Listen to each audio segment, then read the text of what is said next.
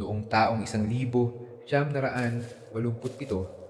isang misteryosong trahedya ang yumanig sa isang lumang bahay sa Quezon City. Mula noon, ang tahanang ito ay iniwan at kinikilalang pugad ng kababalaghan.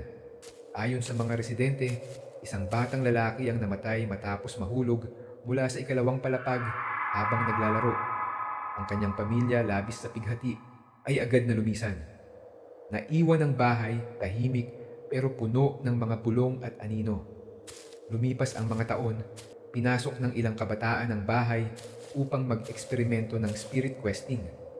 Doon nila narinig ang mga yapak ng bata, pati na rin ang maliliit na tawa na tila nagmumula sa dilim.